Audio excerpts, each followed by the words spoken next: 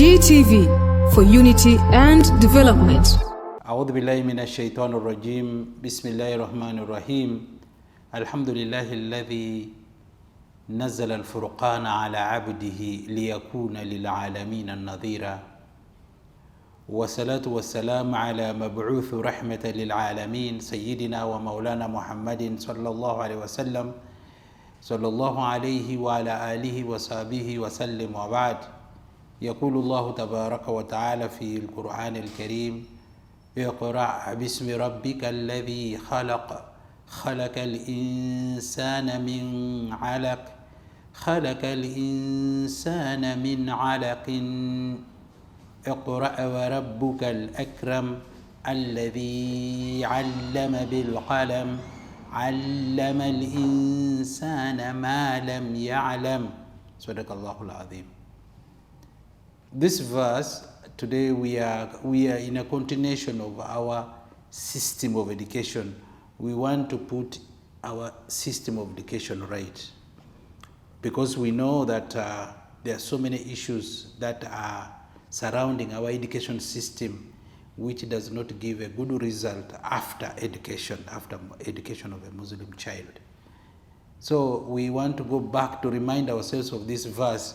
Allah subhanahu wa ta'ala says, اقرأ باسم ربك الذي خلق, that you should read, but read in what? In the name of Allah who created.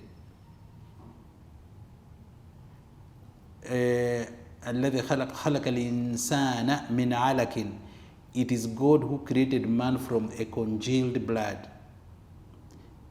He created man from a sperm. He created man from the chromosomes that comes from a woman and a man that forms the human being. Ikra wa rabbuka al-akram, that you have to read, but also you have to eulogize your God. Alladhi alama bil. This God is that who taught man with the allama bil qalam. He taught man with a pen. Allama al-insana ma lam ya'lam. He taught man what man does not know before. This is the Allah subhanahu wa ta'ala we are talking about. He started, the verses of the Quran started with the education. Why education? Because it is education that can change the society. Education that we want is the one that we want to revitalize. Quality education gives us the ability to eliminate ignorance, poverty, and indecency in society. This is the education that we need to bring back. An investment in education pays the best interest. This is some of the philosophers used to tell us. So which type of education do we need for the Muslims of this country?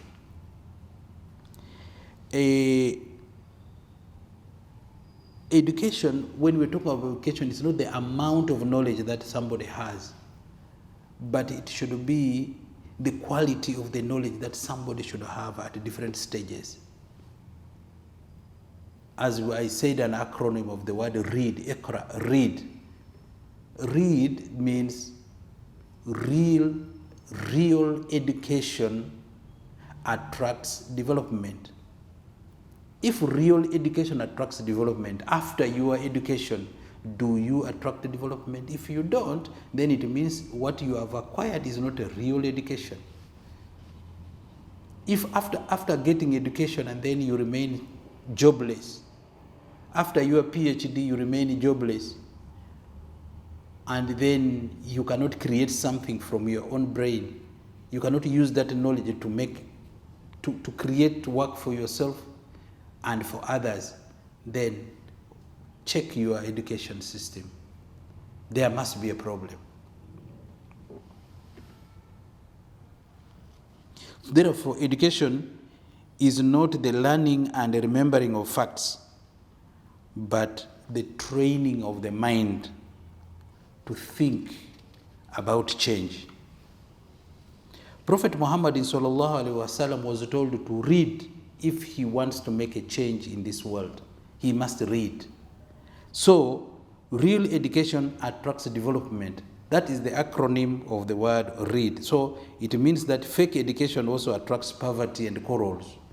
So you have a group of people who only fight and quarrel, then that is the issue. Allah subhanahu wa ta'ala says in the Quran, هَلْ يَسْتَوِي الَّذِينَ يَعْلَمُونَ وَالَّذِينَ لَا يَعْلَمُونَ. Is it the same, those who know and those who don't know? This cannot be the same. This cannot be the same. So Allah subhanahu wa ta'ala has made it a point that for someone to be able to change things in the world, to make things move in this world, then he needs education. So as a Minister of Education in the Muslim settings, I am saying in a very bold term that we need to do something about our education system. Why? Because we are the colonies of the white men, of the Europeans, of England. We are the colonies. But then, did the colonial masters give us the right education? Because me, I believe in one thing, that if somebody trains me in boxing, I will be exactly like that person, or even better than the person. If the person trains me in karate, I will be like him, or even better than him, or even closer to him, if not actually better than him. But now if you look at the colonial education system they have created in us, because we say, we used to have our old teachers who would say, you don't near, they would be proud that I was trained, I'm a British trained person. But if you look at our education system, can you compare it anywhere with the education system of our colonial masters? No. The answer is no, not at all. What has happened? Which type of system have they created for us as the people in Africa? You understand? Those are the things that we need to think about. So, after independence in 1962, after we got independence, we stayed with the political independence for some time until when Idi Amin came and took over. But Idi Amin also said that political independence is not enough. He wanted to bring again economic independence. That's why he had to send away the Indians and said that the economy of the Ugandans must be in hands of Ugandans for him to believe that actually Ugandans have got independence. So he was liberating the people. But one thing that he did, of course, that is his level. He did it after around 20 years. But then after that, I think we should now begin to think about decolonizing the education system and then build a system that can create a critical thinking in our children so that they can also do what others are doing. They can also produce, they become productive and they contribute into the realm of development. How can we get that? I was in my past discussions in this GTV, I was talking about the type of education that our philosophers, the Muslim philosophers like Ibn Sina, Ibn Khwarizmi and others, how did they come up with that big brain? From which curriculum did they learn it? Who were their teachers? Who trained them to think beyond, to come up with ideas that today is the foundation, is the bedrock of the modern science and technology that the West are proud of today? I was telling you something about those people after, it was during the Abbasid Caliphate, Abbasiya. And during that time, Islam has moved far in its civilization, and a time which was called the golden age of Islam at that time. because they have advanced in knowledge on different types of knowledge in geography, mathematics, history, science, and all those areas. They had penetrated those areas and came up with the knowledge that today the Western world is now has developed, has improved on, and they have taken it as their own. That's why the Prophet Muhammad sallallahu alaihi wasallam said, "Al-hikmatu dallatil mu'min," that hikmah, wisdom, is a lost property of a Muslim. Wherever you find it, it is your lost property. So we are looking for that lost property, and we need to get it back. So Allah subhanahu wa ta'ala says, it is very, very clear. He said, هَلْ يَسْتَوِي الَّذِينَ يَعْلَمُونَ وَالَّذِينَ لَا يَعْلَمُونَ? Is it the same, those who know and those who don't know? You see, that is a question that has to go into our minds, that it is not the same. It's like the two insects are not the same. There is insect here, which is the bee. The bees are good in development. They form a team, and the team is also classified into some smaller teams, some small groups, and all these groups are under one leadership of the queen. Now, one group is assigned specific duty to undertake because they have a vision, and the vision is that of manufacturing honey. Now they work together. The other group goes for water, another group only goes specifically to collect nectar, another group would go specifically to collect sugar, another group would go specifically to collect, and others are also, for them their work is also security, and the others are architects. They make that if you look at the beehive and you look at the hexagon, you have seen that mathematics they have made is so much calculated. They have calculated it in such a way that you really see a hexagon. Can you see that? Then the others are only for mixture. They mix all these things and come up with a honey that you need not even to take this honey to be tested in a Bureau of Standards, that to see whether it is a proper one. It is just very, very perfect. Now that one is knowledge that Allah has given them. Allah taught them how to make honey, and after 6 months you find them coming up with the honey. That is the knowledge that they have that brings something on, that brings development.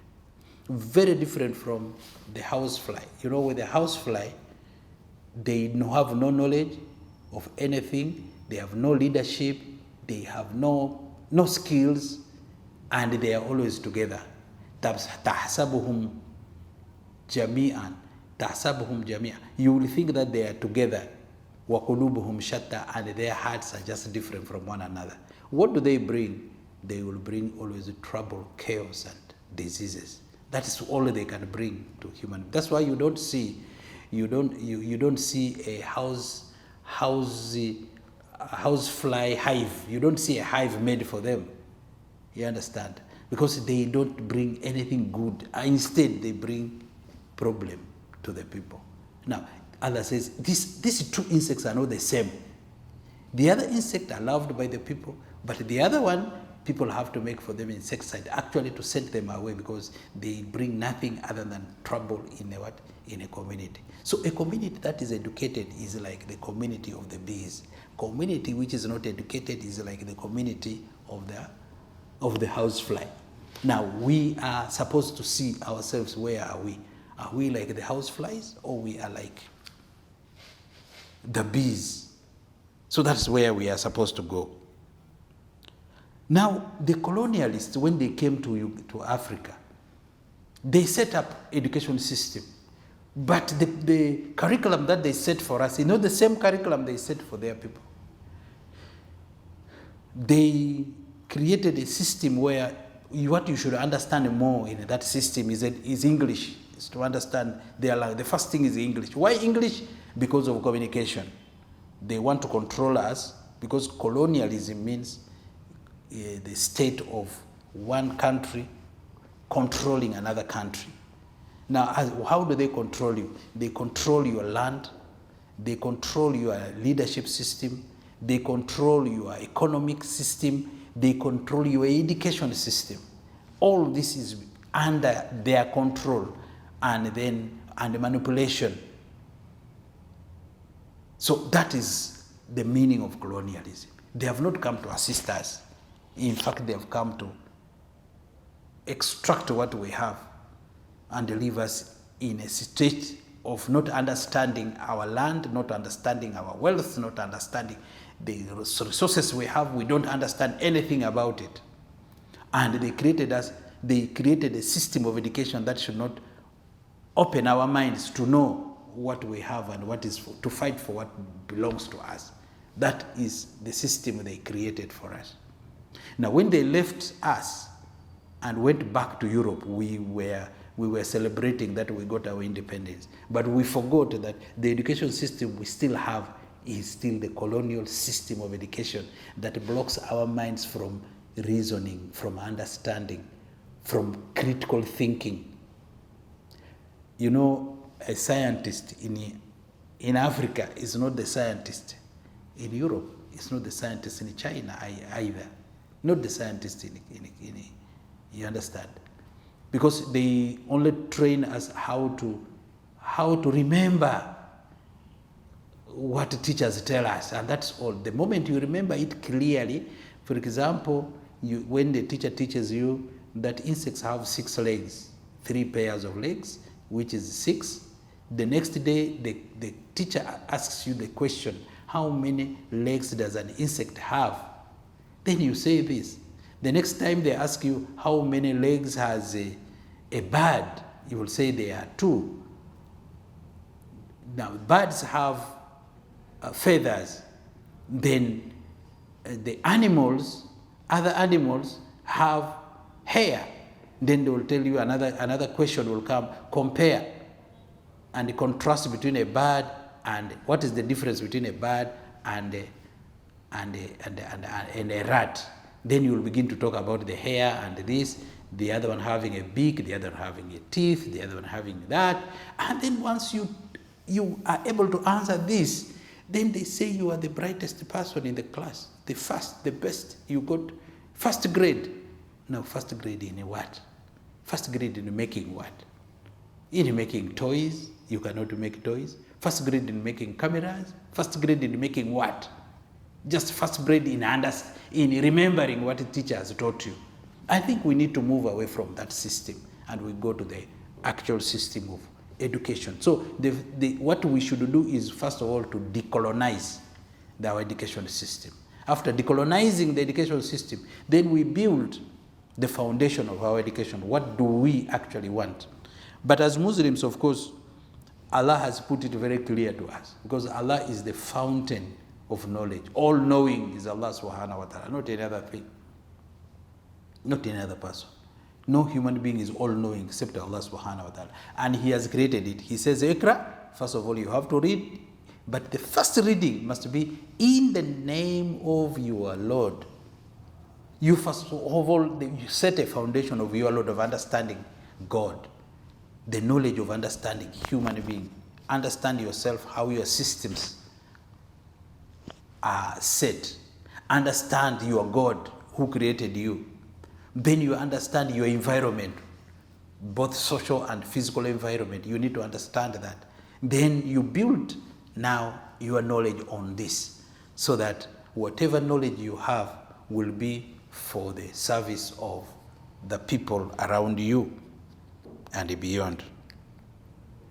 Now, you see, I like the way Somalis do their things.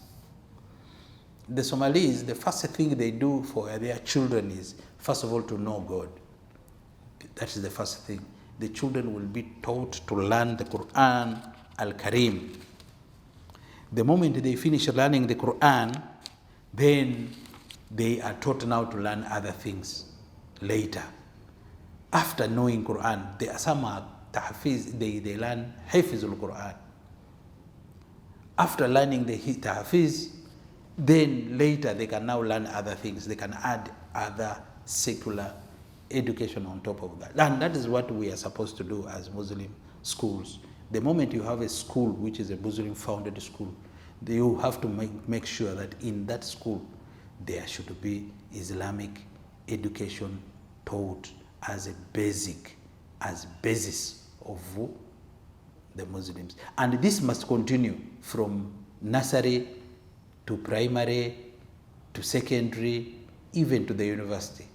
Now in university, you need also the basis of learning Islam, not only at the first semester, but also you need to improve it into the second semester, the third semester. By the time you leave the university, you already have a grip of your religion and your world. Because in Islam, we don't separate so much about a secular education and a religious education. All this education belong to Allah subhanahu wa ta'ala.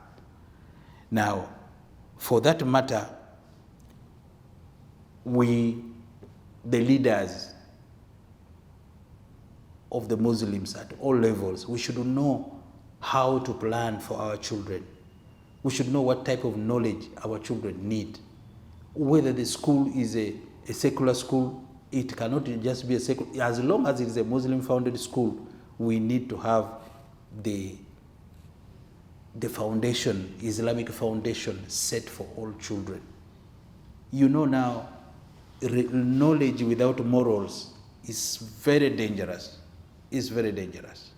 That's why you can hear today scientists in the West, without fear of Allah, have created a lot of disaster. You are hearing about the COVID-19 vaccines. You can hear that these COVIDs had a problem. Why? Those who were making the vaccine, they knew what they want to do. You can hear the scientists saying that they want to depopulate the world. Why do you go to depopulation of the world? Why don't you begin by yourself? Whom do you want to eliminate, and who are those you want to remain? Can you imagine this? You're talking of depopulation of the world. Allah subhanahu wa ta'ala has created a very automatic system of controlling the population of this world. He has set it. And he knows you can find people dying. They say you die a natural death. That is a control. That is a control. Allah controls his world that you don't need to. That's why he says, وَلَا تُفْسِدُ فِي الْأَرْضِ بَعْدَ إِصْلَاحِهَا. Do not cause mischief on this world when God has already set his standards.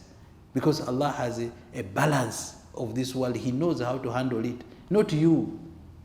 Not for you, if you want to reduce population, whom do you want to die and who do you want to live? Why don't you die yourself so that you leave a space for others? Why do you want others to die so that they leave space for you? I think this is not right. It's not right at all. So science without, that's why Albert Einstein is the one who said that science without religion is lame, and religion without science is blind. You can imagine Albert Einstein, that philosopher. Why did he say so? Because he knew that there is no knowledge that you can strike unless you strike a deal between God and his world. Because science and the religion should not be separate. Whatever knowledge you handle in this world, at the end of it, you should know all this is being a creation of Allah subhanahu wa ta'ala. Science doesn't create. Science only discovers what is there. Therefore, our children must first of all understand God, because the morals are important. Today we have guided missiles, but in hands of unguided people. How does it work that way? It doesn't work like this. It doesn't work like this. Therefore, we need to plan for our children. The other day I was talking about planning, because first of all you need to have a vision. What type of knowledge do you need for your people? Knowledge is about combing the brain, combing the neurons in the brains, in the minds of the people, so that it becomes active and be able to demonstrate certain talents that should be seen working in this world. You understand? And I talked about the Bloom's taxonomy, the stages of knowledge. You understand? So you begin with a reason, understanding. When a child begins to reason and begins to grasp what he studies and he begins to remember, yes, now the child is learning. No, you don't end there. The brain of the child can still grasp many things. It reaches a time when the child can be able to compare and contrast between things. Then you move to another stage where now the child can be able to demonstrate what he has studied, and can be able to bring something, to create something out of what he has seen. You see? For example, if you look at the eye of a person, an eye of a person has a retina. An eye of a person works like a camera. When a light falls into the eye, then the eye is able to see an object. Now from there, a child can be thinking of how can he create something which can work exactly can function exactly like that of an eye. And that's how the cameras can come out. Someone can put up a camera. So children should think in a way of creating something which has never been there before. You see that? And that is the knowledge that we are talking about. That is the knowledge that is developing America. It is the knowledge that is now developing US, UK, developing Germany, developing Japan, developing China. These are the knowledge that even in recent times now India has started picking up. It is doing very well. Today when you are sick, I think the route is to India for your survival. You have to survive when you have to go to India for this survival. Can you imagine? Now in Africa, we still have an issue. But of course, we have African countries which are already developing. They are now very good in education system. I think they are coming up. But as Ugandans, we also need to be able to come up also. So I was saying that we need planning. If you are the district Kadhi, you have the Secretary for Education, you must sit in your meetings to see how you can plan for education.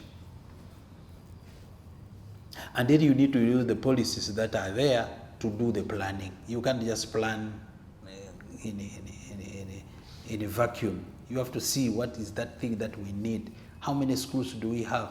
And how many of these schools can think about introducing Islamic studies in that school? You understand? Those are the things we have to. Now children should only not be taught how to recite the Quran alone or tahfizul Quran alone. No, they should also know what the information which is inside that they should be able to know. Then organization, I talked about organization. You need to organize your district. Who should be doing what? Who is going to be our inspector of schools? Who is going to be supervising these schools?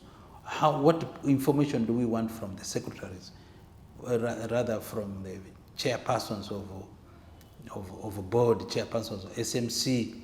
You see, who are those people who are supposed to be? What information do we need from them? What do we expect from them? Those kind of things you need to set up. You organize. Then you are staffing. Then also reporting. You need to be reporting to your leaders. Think about reporting. Because if you don't report, then information flow is broken. Information flow is broken. Now when information flow is broken, the whole system of education gets into a standstill. You understand? Those are things that you should be able to know. Then recording, you need to have a very clear record. When somebody comes to your office and wants to find out about education, an organization that wants to come and help you have to find you when you are really having your records proper. Today we have photographs. Whenever activities you are undertaking, you have to make a photograph of it. Even documentaries are good. Put documentaries, whatever you are doing, have it in a documentary form. And it helps someone who has never known the program. When he comes and sees that, he says, yes, I think this is what we are talking about.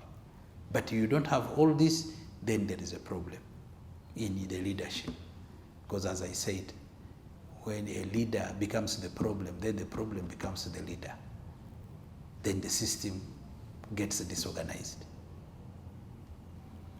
As you move, I talked about, yes, planning, organizing, staffing also. You need to have enough people to do this work, because this work cannot be done alone. For example, me now, as a Minister of Education, I'm alone in the ministry.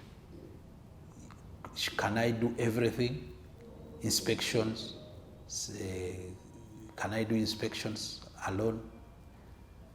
Education requires somebody to handle the system, we call it the primary system, the primary education. Somebody should be handling that primary education and be feeding us on how the primary, which is the foundation of education, how is it, how strong is it or how weak it is. Somebody should be there. Somebody should be handling these issues to do with secondary education. Actually, a commissioner in charge of secondary education should be there at this level. We need to have somebody in charge of examinations. He's looking at the issues of examinations. Somebody should be looking at the issues of curriculum, because curriculum is not a Quran. It is supposed to be changing in accordance with the demands, with according to the needs, so that mistakes are corrected. And that's how education becomes strong. But if you have a curriculum of 1919s, today we're in 20s, now we are still talking about the curriculum of 1998, 1997, then there is a problem in that system of education.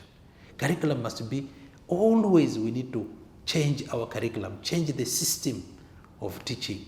The contents may be there the same, but the system, how do you teach? How do you train? Now, when we talk about somebody in charge of teachers training, because we need more teachers on board. Other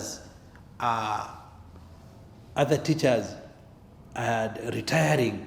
We need more. We need more resource persons. You'll find that in the Ministry of Education, some of our Muslim brothers and sisters who are in that education, they also retire. The years go. They have to leave that place, and who are replacing them? Somebody should be able to think along that line of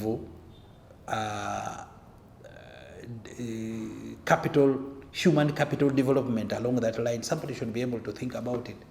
These are commissioners, we need them. You understand? We need people who will be dealing with it. Okay, I will come to that one. But also, we are saying that coordination is also very important, because education, when there is no coordination between the Secretary for Education at a district with the office of the DEO, if that coordination is not proper, then there is a problem. Our colleagues have a lot of coordination, and they know their programs very well, that the DEO understands how they work. The DEO knows who to contact when there is an issue in the Catholic schools or in the Protestant schools. The same should happen with the Muslim education system, that they should be able to know how many schools we have. They should be able to know how many personnel, substantive head teachers do we have. They should be able to know who is supposed to be taken here, where, and they should be able to know how we perform, whether we are performing badly or we are performing well. They should know. They should be able to know the structures, whether our infrastructures are poor or they are good or in the middle. All this, the DEO is supposed to know through the secretaries for education. So coordination is very important. And the coordination must be vertically and also horizontally. Now, that is the horizontal system. What about the vertical? In the vertical system, you should be able to know that above the district, there is a region. And above the region, there is the national headquarters of Uganda Muslim Supreme Council. This coordination must also be there. every now and then. If we don't have that kind of coordination, then there is a problem. Now, the last one I want to talk about is the issue of budgeting. Now, in all these programs that we're talking about, you need to budget for it. You need to have, if we talk of budget, now we are talking of money. There must be money allocated for the work of education, especially for the operation of administration. You know, money, we only look at money in terms of operation within the schools. Within the school needs money, and they will send these children to their parents to give them money. They say this is school fees, this is functional fees, this is requirements, this is what. They think money is only operating along that area, that small area. No, money has to work beyond the school, beyond the school. Why? Because there's a lot of activities that take place outside the school's circle than when it is in the school. Because in the school is the last operation unit that now puts the knowledge into the mind of the child that produces the child. But this knowledge here, before even that production of that child that you are talking about, money must be flowing beyond the school boundary. Like, for example, the school needs to have a sitting with the SMC, the SMC, that is the school management committee. They have to be meeting and planning on how this school can progress. In that, there is an exchange of money. There must be money to sit the meetings. There should be money to buy the stationery. There should be money to travel from one place to another. Not only that, there is also money which is supposed to be working at the district level. The district must be sending inspectors to these schools. District must be moving examinations, either mocks examination or the Islamic IPLE examination. All these monies should also be there to be able to operate along that line. Then at the district level also, money must be there to do this work. At the regional level, there should be money that should be working on mobilizing, organizing, and advocacy, policy making. All these things need money. So money should be allocated for education. That's why in our policy we have money which is called the foundation due. The foundation due is a very, very important fund that our schools need to come up boldly and to give this contribution, because it is that money that is going to work on your policies. It is that money that is going to think about the curriculum that you need. It is that money that is going to work on the infrastructure that you need. It is that money that is going to work on to the teachers' promotion programs. It is that money that is going to work on the issues of the issues of more training to the teachers, because the teachers need always updates, trainings and meetings. You see that. All this, even scholarships and bursaries, all are discussed, and money, something must be budgeted. You need to have budget for all this. And once you do that, then you can see in 5 years' time, that type of coordination, when we have it, then you will see that the education system in the Muslim community will completely change. Things will be different. They will not be the same. That's where now we can realize what Allah says. هَلْ يَسْتَوِي الَّذِينَ يَعْلَمُونَ Will they be the same, those who have undergone that system and those who have not undergone the system? It will not be the same. In the past, we used to cry, saying that, oh my dear, you see, the colonialists left us out in education system, and we didn't know that actually Allah has separated us from them, because even the education that they give to their own Christian brothers and sisters is not the right one. You know, the colonial system and the education that they gave us is not the right one. That's why English is considered to be in a factor of getting a grade. Even up to now, it's the same. English, it is English and mathematics per se.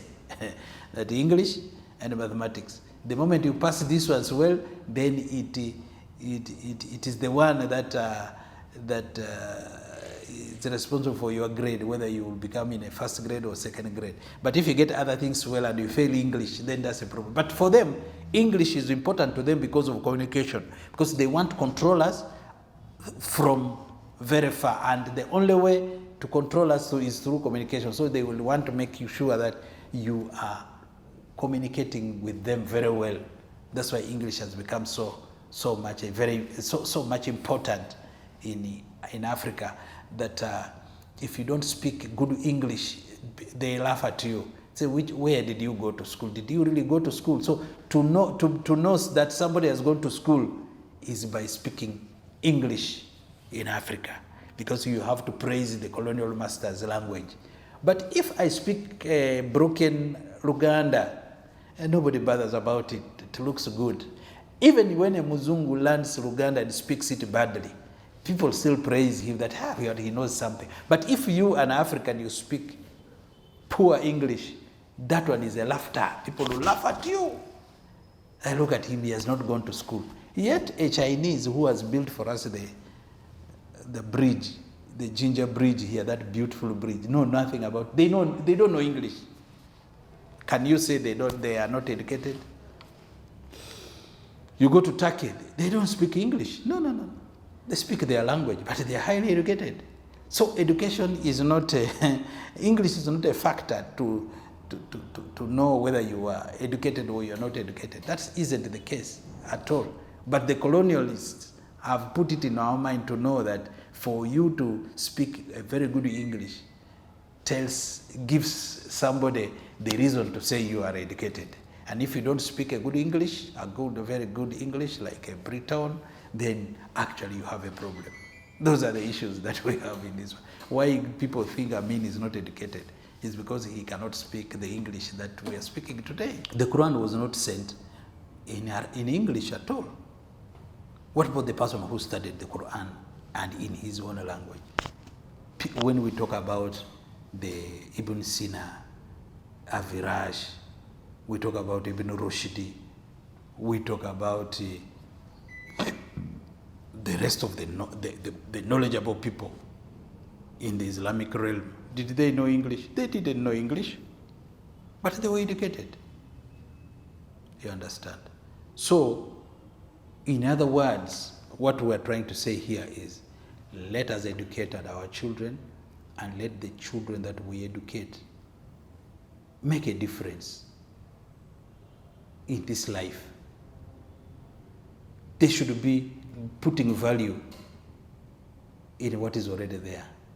They should be giving service which should make a difference. They should add more knowledge to what they found. You understand? We do not want to see people who produce what they don't consume and then they consume what they don't produce. I think that one must stop. We need people who can discover things, but also the research, the quality of the research that we have also is an issue. The research that we need to undertake today must be a research which will bring a new information, a new idea, new knowledge into what is already there. Those are the things that we are talking about. So now what next? What next do we want to see?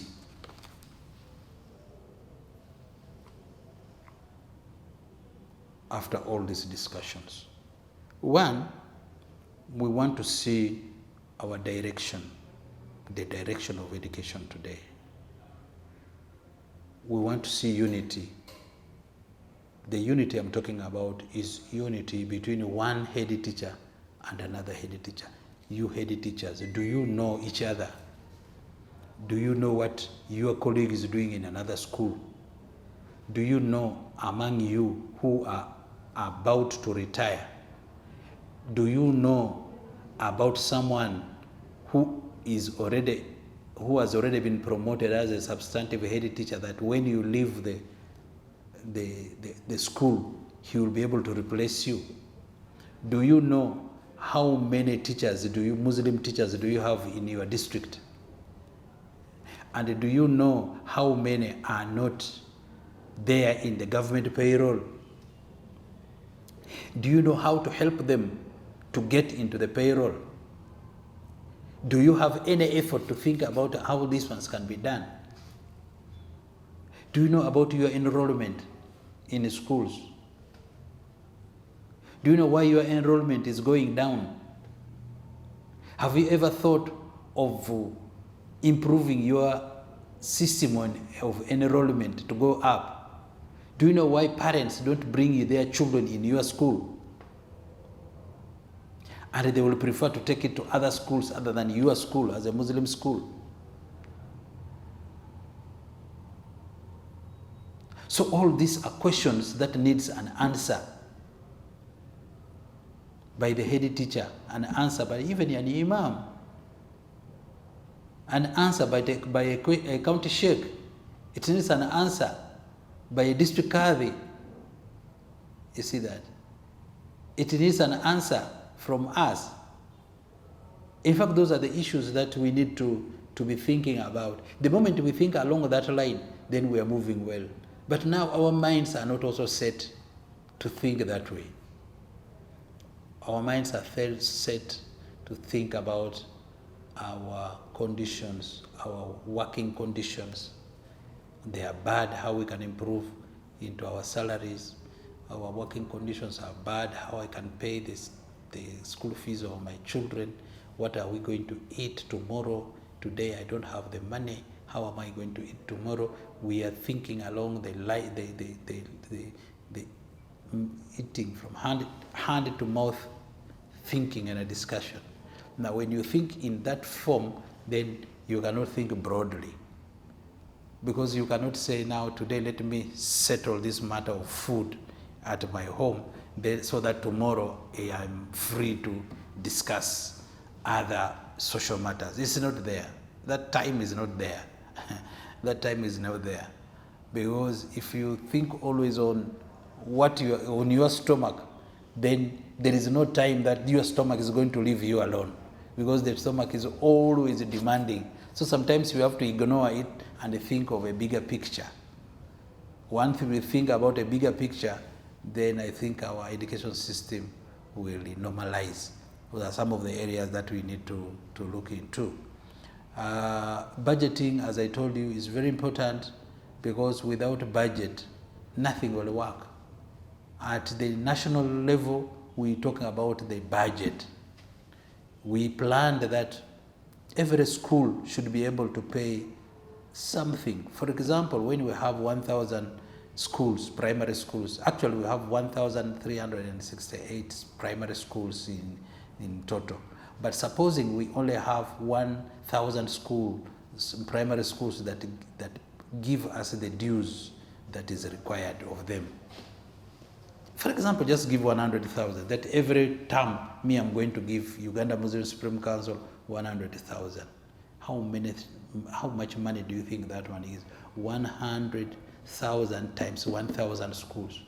That alone is a very big boost in the progress of education. You see that? But if you don't give, then you are still contributing, but negatively, to the Muslim what?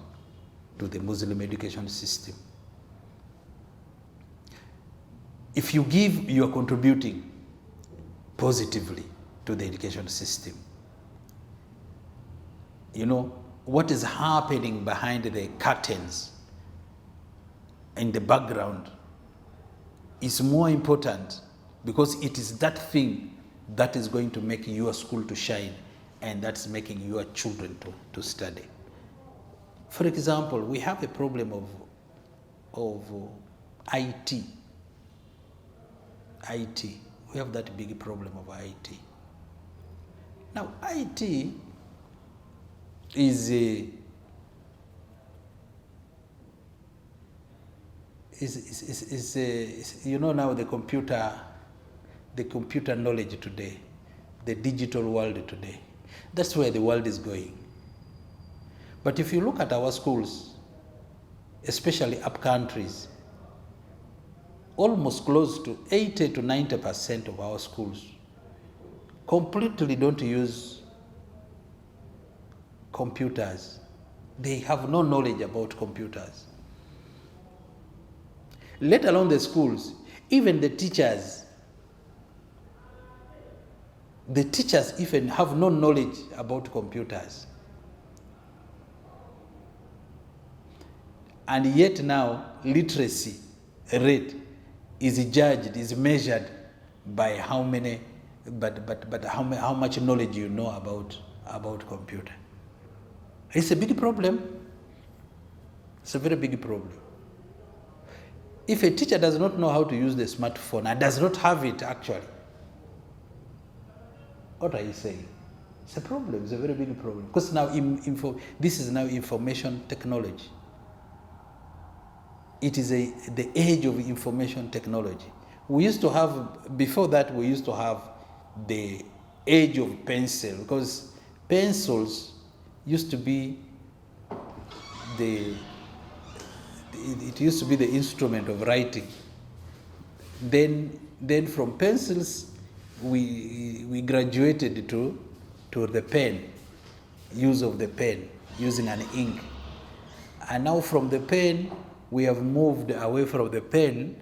We are now talking about the computers, information technology. Now, if you don't know anything about computers, then which knowledge are we talking about today? It's a big problem. Have we ever sat in a meeting and thinking about this type of knowledge? One time there was in Ikoboko, there is one school in Nyarilo where the government gave around 60 computers. I don't know whether the children did not understand the meaning of those computers. You know, computers are not TVs. No. TVs are something else. But we're talking about computers. When you see a screen of a computer, that is not a TV. But they got angry one time because of lack of food, and then they stormed the computer lab and destroyed everything in the computer lab. Now, what were they destroying? Were they destroying the computer so that after that destruction, food comes out of that and then they eat? Were they doing it to annoy the headmaster so the headmaster can get out the money to pay the fees, to buy food for them? What was it exactly? So you can imagine, it means that even they have not seen the value of those computers. And the children themselves have no value, because there are four things when somebody goes to education should acquire, as I told you. It acquires knowledge, he acquires skills, attitudes, and values. Now, when students come out to riot, and it used to be there, I think I had to go up to that place, up to that school, and met the administrators, and we discussed about it. The riots became like, it was like a game that one school picks from the other, and it was eating up the education system in West Nile region. So the question here is, are we ever thinking in our meetings, are we ever thinking about at least having an IT, rather a computer laboratory in every school at least? Have we ever thought of having at least a solar system in our schools where electricity has not been passing that side? Have we ever thought of that? Now, when we are thinking about education, we should also think about IT. It's very, very important. Even in education, we have our what we call our group in a WhatsApp group. But of course, even the WhatsApp group, my dear, there are head teachers who are saying they don't have a smartphone and they are not joining it. And a lot of information is being passed here and there, and some of them are completely unaware of what is happening. District secretaries can tell you that we do not have, see, now it is not a luxury. Now a smartphone is not a luxury anymore. A smartphone actually is now a requirement that you need to have if you are supposed to become relevant in the education sector. So we ask the question again about what education system do we want to embrace if we want to move forward, that we don't have to, that Allah says, هَلْ يَسْتَوِي الَّذِينَ يَعْلَمُونَ وَالَّذِينَ لَا يَعْلَمُونَ. Is it the same, those who know and those who don't know? So we have to move to the system where we should be among the people who know, and we move away from the people who do not know. Assalamu alaikum wa rahmatullahi wa barakatuh.